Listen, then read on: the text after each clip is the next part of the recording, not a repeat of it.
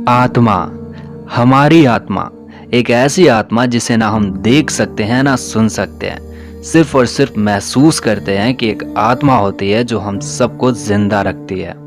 तो जानेंगे बहुत कुछ इस खूबसूरत सी आत्मा के बारे में।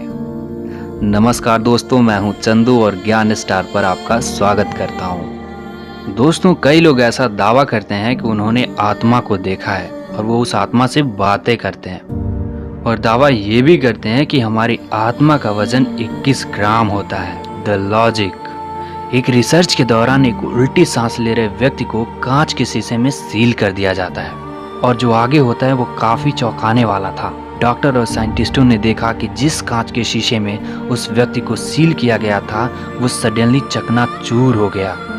The power of spirit.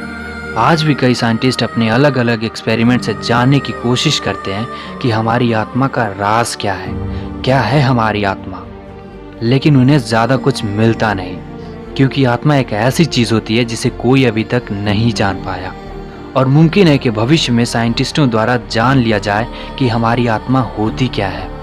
आत्माओं से बातें करना एक अलग सी फीलिंग, लेकिन ऐसा हम सब ने देखा है कि लोग भूत प्रेत आत्माओं से बातें करते हैं। ऐसे एक फेमस व्यक्ति हैं स्टीव हफ, जो कि दावा करते हैं कि वो किसी की भी आत्मा से बातें कर सकते हैं, और हाल ही में उन्होंने सुशांत सिंह राजपूत की आत्मा से बातें किया था, जिसका बातें करते हुए वीडियो काफी ज्यादा वायरल हुआ था, जिसमें सुशांत सिंह ने उनसे कहा था आई एम मर्डर्ड, मतलब मेरी हत्या हुई है।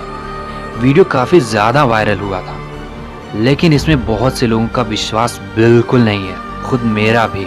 स्टीव हफ पेशे से एक फोटोग्राफर हैं, जो कि बाद में उन्होंने आत्मा से बात करने वाली मशीनें बनाई थी, जो उस मशीन के कारण दावा करते हैं कि वो किसी की भी आत्मा से बातें कर सकते हैं। आइए समझते हैं हमारी आत्मा को। दोस्तों, क्या होता है जब हमारी आत्मा हमारे शरीर को छोड़ रही होती है? फिर हमारी आत्मा हमें छोड़कर जाती कहाँ है? आखिर हमारी आत्मा हमारे शरीर के किस भाग में रहती है?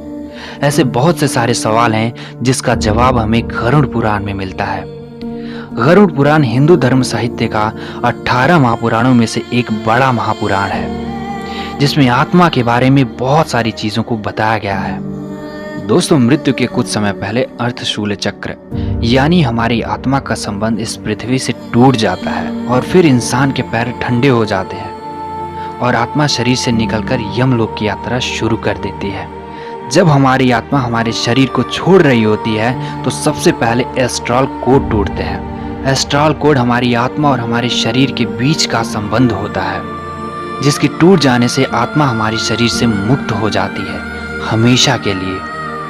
लेकिन अगर हमारी आत्मा हमारे शरीर से काफी ज्यादा लगाव रखती है तो वो पुनः उस शरीर में वापस चली जाती है, लेकिन सिर्फ कुछ समय के लिए। ये ठीक उसी प्रकार होता है जैसा हम किसी खास व्यक्ति की मृत्यु को मानने से इनकार करते हैं। चूंकि हमारी आत्मा हमारे शरीर से काफी ज्यादा लगाव रखती है, जो कि इस शरीर से निकलना नहीं चाहती और सदैव इस शरीर से निकलने से इनकार करती रहती है। अर्धशूल चक्र और एस्ट्रल को टूट जाने के बाद हमारी आत्मा हमारे शरीर में पुनः जाने के लायक नहीं रहती, और यह संभव होता है कि हमारी आत्मा पुनः हमारे शरीर में वापस चली जाए, और शरीर से आत्मा मुक्त होने के बाद कोई चुंबकीय बल उसको ऊपर की ओर खींचने लगता है। दोस्तों, मृत्यु के बाद कुछ समय तक हमारी आत्मा हमारे शरीर के पास ही रहती है और सबसे बातें करना चाहती है। जोर जोर से कहती है कि मैं अभी मरी नहीं हूँ, लेकिन बहुत से प्रयासों द्वारा उसे यह एहसास हो जाता है कि अब उसे कोई नहीं सुन सकता। आत्मा तब तक धरती पर भटकती रहती है जब तक कि उसका क्रियाकर्म नहीं हो जाता, और जब क्रियाकर्म हो जाता है तो आत्मा ये मान लेती है कि उसका इस धरती पर रहने का कोई साधन नहीं, और फिर वो मुक्त होकर इस धरती से हमेशा के लिए चली जाती है। और यहाँ से जाने के बाद भी उसे उसकी नई दुनिया में अच्छे कर्मों की खुशी और बुरे कर्मों का पश्चाताप रहता है, जो कि उसे मिले हुए नए जन्म में भुगतना पड़ता है। दोस्तों, सदैव अच्छे कर्मों से अपनी आत्मा को शुद्ध, साफ और स्पष्ट रखें, क्योंकि अगले जन्म में हमें इसी परीक्षा का परिणाम मिलेगा।